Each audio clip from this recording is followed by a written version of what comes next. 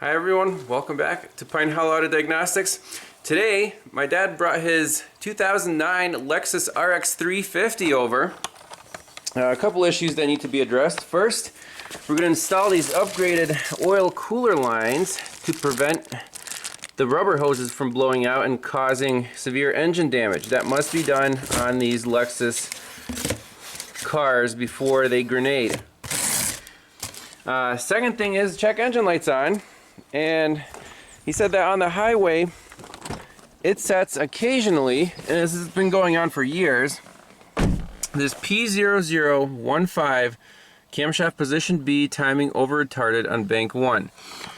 So we can look up some information here in the snap-on and then go on all data. P0015 and see what common causes are. I'm suspecting a clogged VVT oil control solenoid. So let's read about this. So it's duty cycle controlled oil control valve. Regulate the oil pressure supplied to the controller. Camshaft timing is performed. Engine operation. Da da da. So this DTC sets when exhaust valve timing is stuck at a certain value when in the retard range. One trip detection logic. Oil control solenoid. The actual gear assembly.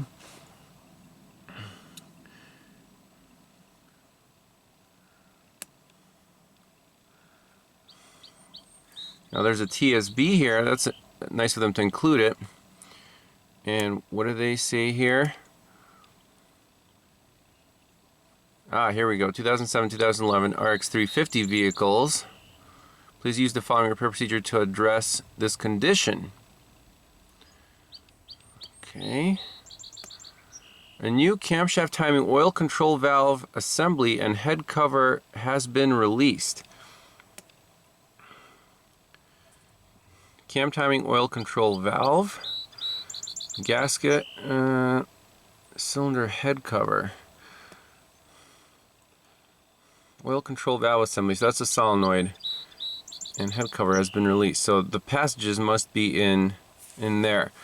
So we can try to pop that solenoid out and see what what it looks like. Maybe there's just a clogged screen, but otherwise we'll look at that TSB and see if it needs any upgraded parts.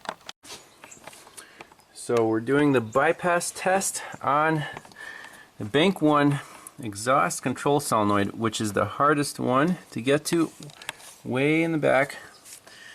So positive, negative, and it clicks very nicely. I'm doing a resistance measurement.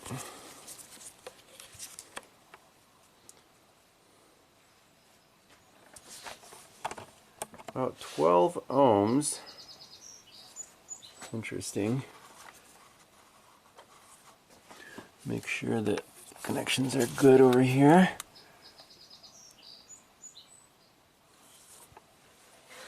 So 12 ohms. Let's measure another one, like this one right here, the exhaust on bank 2. See what that is. Interesting to note that the resistance is actually falling from 12 ohms down to 11. When we started it was about 9. So let's try the other one, energize it, and see if it has the same change in resistance when it warms up. But you can see the resistance is dropping right now. So on bank 2 we're starting at 8.3 ohms, and let's energize it and see if that resistance significantly goes up.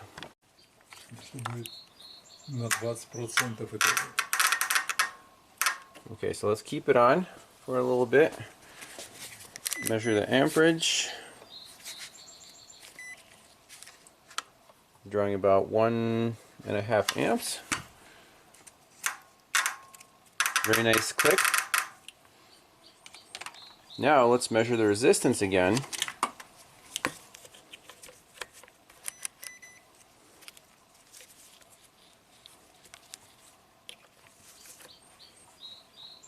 .5 ohms. Did not change. The other one went higher and higher, and that's why it's losing its ability to move. So very interesting. So we do need a new solenoid for sure.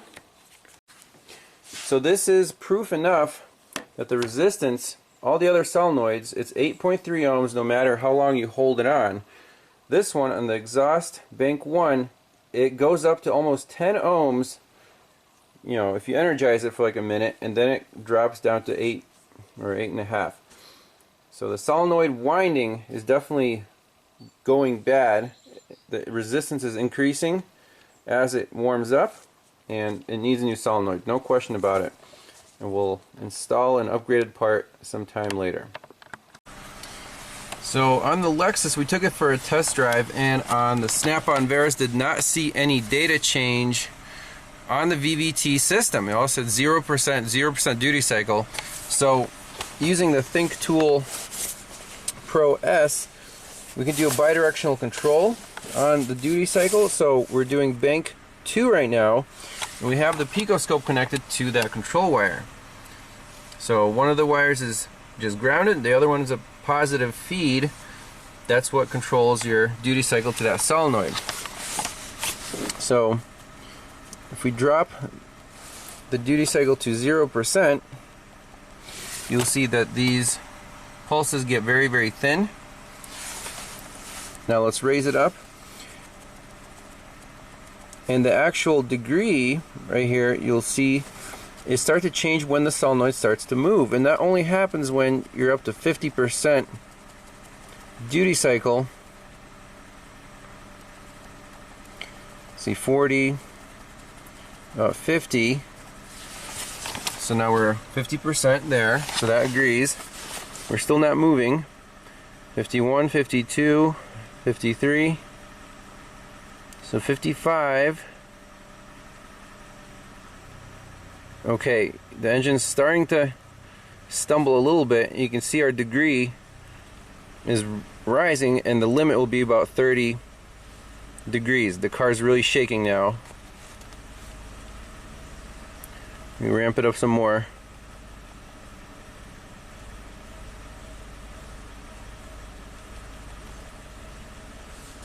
So 16-degree change.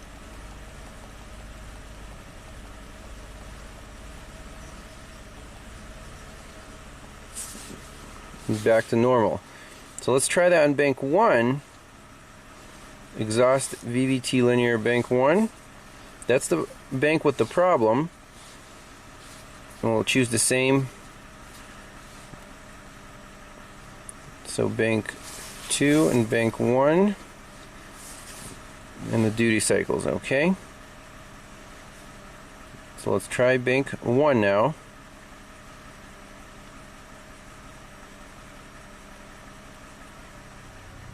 Here we go.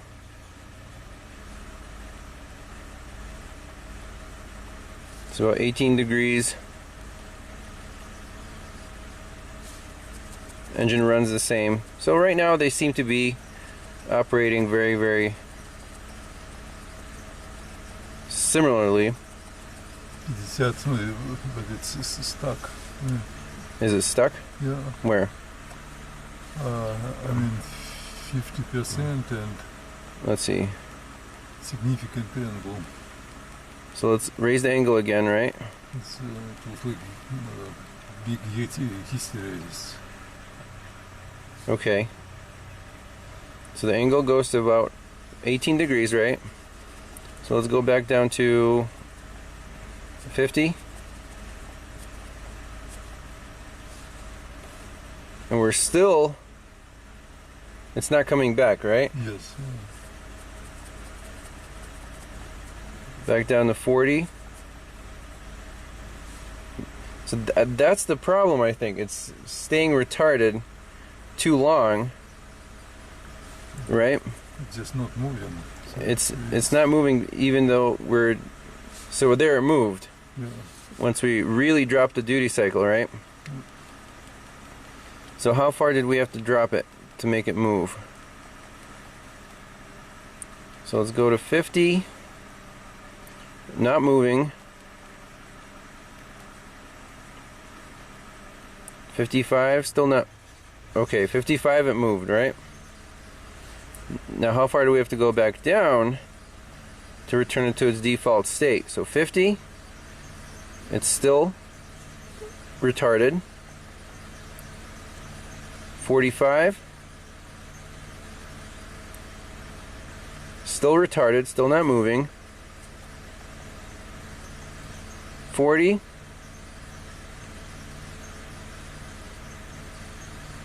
still not moving at 40.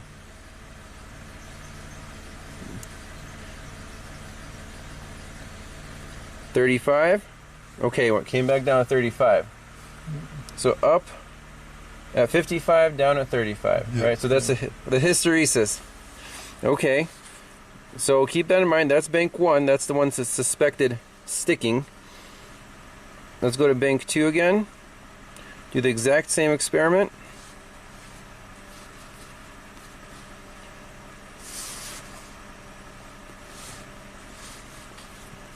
Okay.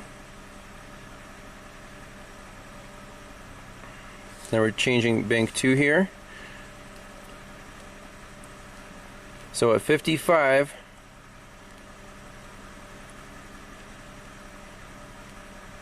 six, 57, 58. Okay, you can feel it getting worse. Yep, there it comes. So it retards at about 60% duty cycle. Now let's see, when we drop it back down, how much does it take to come back down? Yeah. Very quickly. Yeah, very so there's no quickly. hysteresis here. Yeah. That's really, really cool. So let's try that one more time. About 60. Right there. And back down. Instant. Yeah. The other one we have to go back down to 35%. Okay, so that's another way to prove that your solenoid's sticking.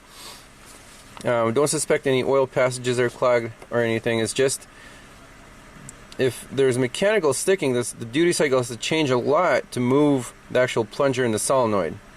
Right? There's like a, Sort of friction. yeah, either friction or just something sticking in there. So very cool active test. So now let's just drive it around and look at the VVT data. See duty cycle and angles. Oh. We'll turn the camera back on once we're on the road. So the scanner is saying zeros on all the data pits, but we can see that we have like 50% duty cycle and now it's 0, and so it's varying. Everything seems to be working on the scope.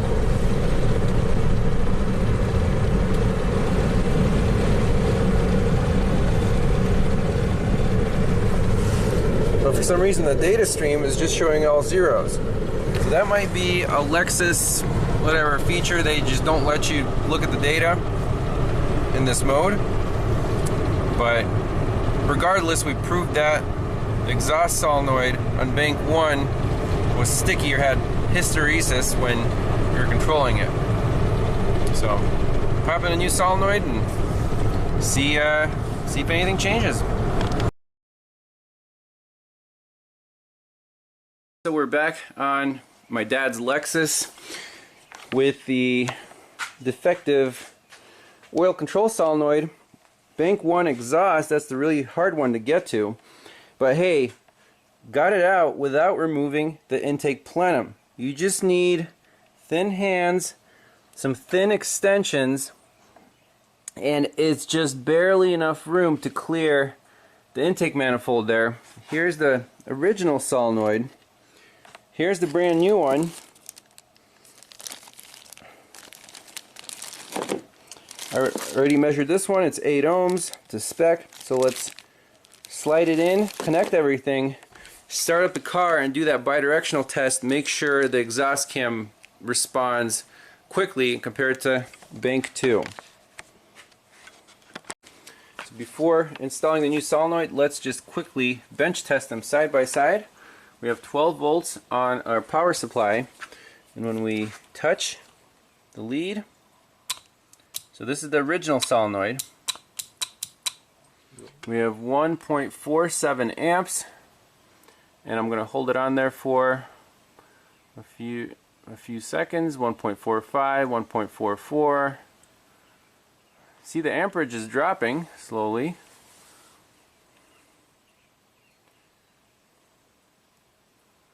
So the resistance is going up in the coil. 1.40. Very interesting. 1.38. So that's not supposed to happen. We lost 1/10 of an amp already.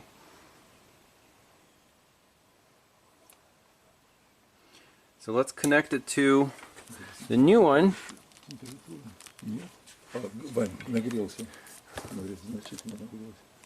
Потому что горячий мотор был. Он уже теплый. Так как какой-то стал.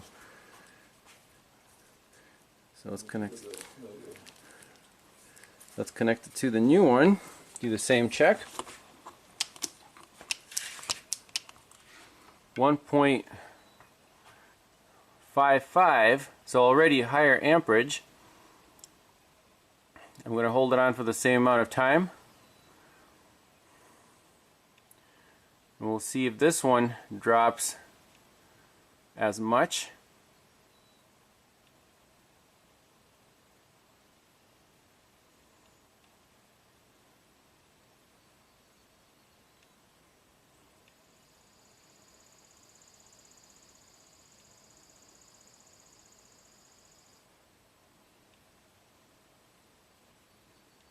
So it's also dropping, so this may be normal as the coil warms up.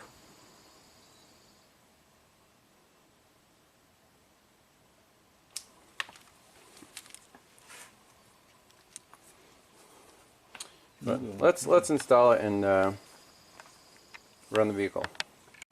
Quick resistance measurement on the new one. We have 8 ohms. On the old one,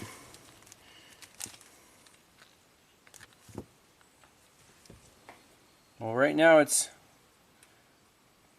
happy, but when it gets really hot on the engine, that coil starts to open up, and we saw 12 ohms before, and all the other solenoids were still at 8. So scanner's plugged in. Right now the engine does not have any trouble codes. This is a intermittent problem. So read fault code, no trouble codes at all. So let's go to Actuation Test.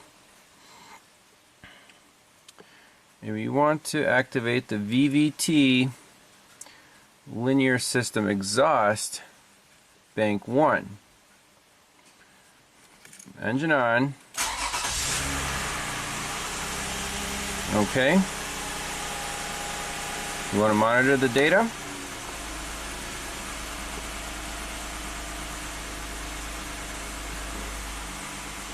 You want the angle for the camshaft. Let me find that. Okay, so these are the 3 data PIDs that we want: the exhaust, actual angle, and duty cycle. So okay. Alright, so let's start the test.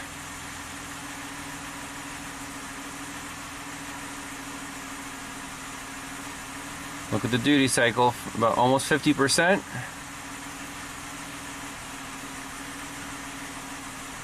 There's 50, 51, 52, 53. Now we're starting to change.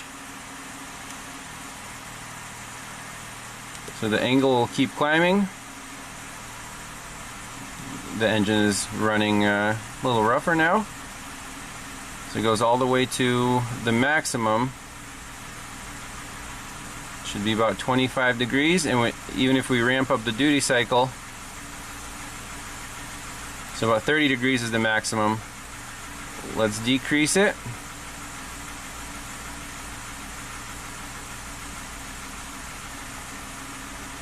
So it responds very quickly, right? Back to 0. Let's go back. Very fast, right? Remember before we need to we have hysteresis. We need to go overshoot, way overshoot, and then way undershoot. So it seems to be working great.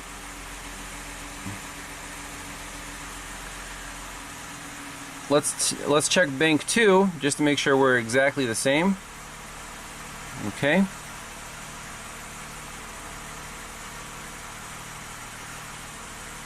So we want VVT number 2 now. Okay, so let's go.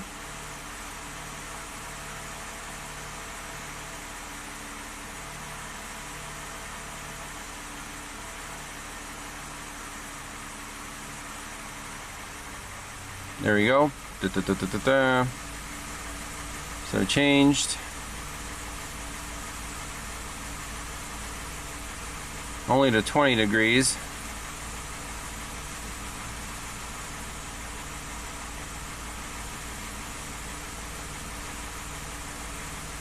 And changes back to 0.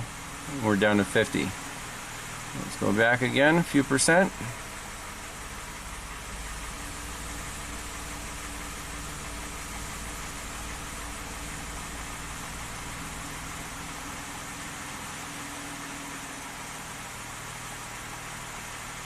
Interesting. So for the 44 is where the duty cycle is when you're basically steady and it's ready to change,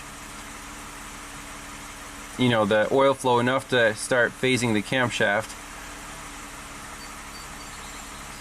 So if we increase it to 55, start increasing the angle.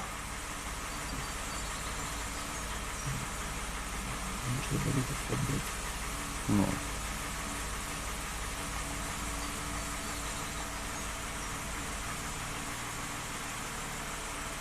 So everything works great. We're gonna give the car back to the customer, let him drive it. I think it should be.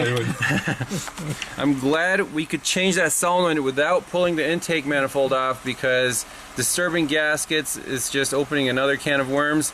You can do it, but you need really thin, you know, 1/4 inch extensions with wobbles and thin hands. But thanks a lot for watching, and we'll see you next time. Bye bye.